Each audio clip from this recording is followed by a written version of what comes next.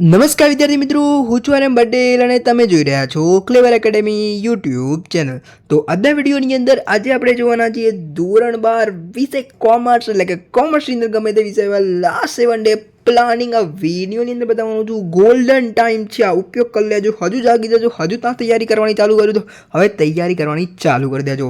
Board exam 2024 માટે તમને આ વિડીયો ઘણો હતો હેલ્પફુલ થવાનો છે. તો ચલો વિદ્યાર્થી મિત્રો, તમારો ટાઈમ વેસ્ટ ન કરતા આ વિડીયોની શરૂઆત કરીએ.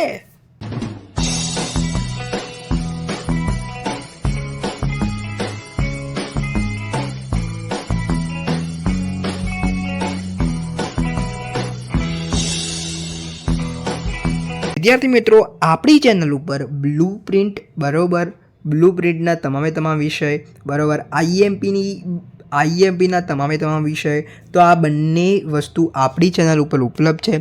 જાઓ અને જોઈ લો. અડધા વિદ્યાર્થીઓ કમેન્ટ કરી રહ્યા હતા કે કમ્પ્યુટરનું બનાવો, કમ્પ્યુટર, તો કમ્પ્યુટરનો બી વિડીયો આવી જશે એટલે એના માટે બી 7 વાગે રેડી રહેજો બરાબર.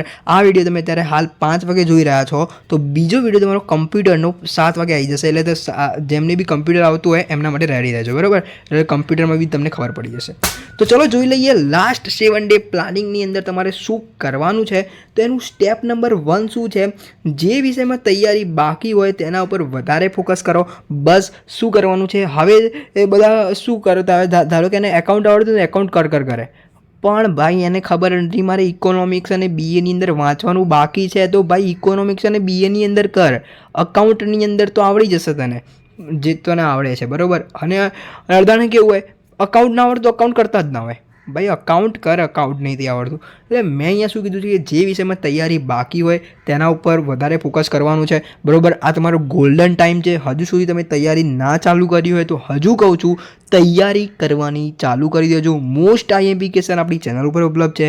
બ્લુપ્રિન્ટ આપણી ચેનલ ઉપલબ્ધ છે બરાબર.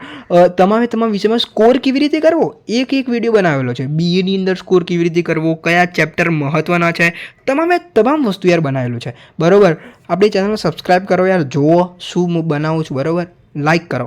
હવે જોઈ લઈએ સ્ટેપ નંબર 2. સ્ટેપ નંબર 2ની અંદર આપણે વાત કરી લઈએ હવે નવો પ્રશ્ન તૈયાર કરવો નહીં. હવે તમે આઈએમપી કરી દીધા બરાબર. ધારો કે તમારા ટ્યુશનના સરે જે આઈએમપી આપ્યા, ધારો કે આપણી ચેનલ ઉપરથી આઈએમપી કર્યા હોય એ કરી લીધા બરાબર. હવે તમે બીજી ચેનલ ઉપર કાં તો બીજા કોઈ આઈએમપી આપ્યા હોય, હવે એ કરશો. મેં આપ્યા એ કરશો, બીજાએ આઈએમપી આપ્યા એ કરશો, બધું કરશો ને તો બધું મિક્સ થઈ જશે. એટલે કે તમે જેને બી ફોલો કરતા હોય એકને ફોલો કરો, બધું મિક્સ ના કરશો બરાબર. શું? જેને બી ફોલો કરતા હોય એને એકને ફોલો કરો. હું એવું નથી કહેતો કે તમે મારા જ આઈએમપી કરીને જાઓ. હું તમને એમ કહું છું કે જેને બી ફોલો કરો એને એકને ફોલો કરો, ના કે બધું મિક્સ થઈ જશે, ખબર બી નહીં પડે બરાબર, અને બધું ભૂલાઈ જશે. એટલે કે જેના પ્રશ્નો કરતા હોય એના એકના જ કરો અને એને વારંવાર રિપીટ કરો, રિવિઝન કરો, રિકોલ કરો બરાબર. એને યાદ રાખવાની પ્રયત્ન કરો બરાબર. આ મારો એક પોઈન્ટ યાદ રાખજો. સ્ટેપ. હવે વાત કરીશું સ્ટેપ નંબર 3.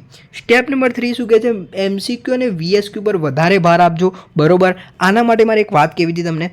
30 માર્ક છે બરાબર એમસીક્યુ અને વીએસક્યુ માટે બરાબર. એટલે આ 30માંથી તમારા 22+ માર્ક્સ તો આવવા જ જોઈએ બરાબર. હું 25+ નથી બોલ્યો બરાબર, 22+ તો આવવા જ જોઈએ બરાબર. એટલી મહેનત તમારે કરવાની છે. અને જો વિદ્યાર્થી મિત્રો તમે મને ખાલી અહીંયા નીચે કોમેન્ટ કરો, 10 કરતાં વધારે કોમેન્ટ આવી તો આપણી સિરીઝ ચાલુ થશે એમસીક્યુ અને વીએસક્યુની બરાબર. કાં તો આપણે એમસીક્યુ અને વીએસક્યુ લાઈવમાં આપણે લઈશું બરાબર, જ્યારે તમારું પેપર હોય એકાઉન્ટનું એના આગલા દિવસે બરાબર. જો તમારે સિરીઝ ચાલુ કરી નીચે 10 કરતાં વધારે કોમેન્ટ આવશે તો એમસીક્યુ અને વીએસક્યુનું કન્ફર્મ ચાલુ થશે બરાબર. કન્ફર્મ ચાલુ થશે એમસીક્યુ અને વીએસક્યુની સિરીઝ બરાબર. નીચે ખાલી કોમેન્ટ કરી દેજો. ઓકે. આખો દિવસ અકાઉન્ટ અને સ્ટેટ કરવું નહીં. હવે મેં આવું કેમ કીધું? મેં બહુ બધા વિદ્યાર્થીઓને જોયા કે એ લોકો અકાઉન્ટ અને સ્ટેટ આખો દિવસ ગણતરી કરતા હોય અને પછી એને ખબર પડે કે મારે બીએ અને ઇકોનું વાંચવાનું બાકી રહ્યું હોય બરાબર.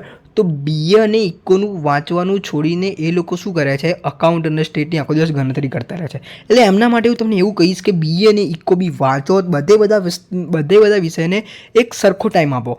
તમે બીએ વાંચ્યું તો તમને કંટાળો આવ્યો તો અકાઉન્ટ લઈ લો, ઇકો વાંચ્યું કંટાળો આવ્યો તો સ્ટેટ લઈ લો, એક દિવસની અંદર 2 વિષય આપો, બરાબર. એક દિવસમાં કેટલા વિષય આપો? 2 વિષય, બરાબર. આઈ હોપ કે તમે સમજી ગયા છો. ગુજરાતી ઇંગ્લિશને ના ભૂલી જતા, બરાબર. મને યાદ છે, કમ્પ્યુટરને ના ભૂલતા, એસપીસીસીને ના ભૂલતા, બધા વિષયને એક સરખો ટાઈમ આપજો. ઓકે, હવે વાત કરીશું સ્ટેપ નંબર 5 અને લાસ્ટ સ્ટેપ છે, બરાબર. લાસ્ટ સ્ટેપ છે, જો હજુ તૈયારી બાકી હોય તો જાગી જાઓ, બરાબર. હજુ તૈયારી બાકી હોય જાગી જજો, બરાબર છે. તમારે તૈયારી કરવાની બાકી હોય તો ચાલુ કરી દો, અત્યારે જ ચાલુ કરી દો, બરાબર. આપણા આઈએમપી ના જોયા હોય તો જોઈ લો, આઈએમપી જોઈ લો અને વાંચવાનું ચાલુ કરી દો, બરાબર. બીજું કંઈ નહીં કહું આના ઉપર, ખાલી ખોટો આપણે ટાઈમ વેસ્ટ નહીં કરીએ. બસ ખાલી એક આન્સર આપી દેજો નીચે, MCQ અને VSQની સિરીઝ બનાવવી જોઈએ યા નહીં, બસ આ એક આન્સર આપજો. બસ તો વિદ્યાર્થી મિત્રો, વિડીયો સારો લાઈક કરજો, ચેનલની અંદર નવા ચેનલ સબસ્ક્રાઈબ કરજો, બેલ આઇકનને જરૂર પ્રેસ કરજો. મળીશું નેક્સ્ટ વિડીયોમાં. ત્યાં સુધી good bye, take care, all the best.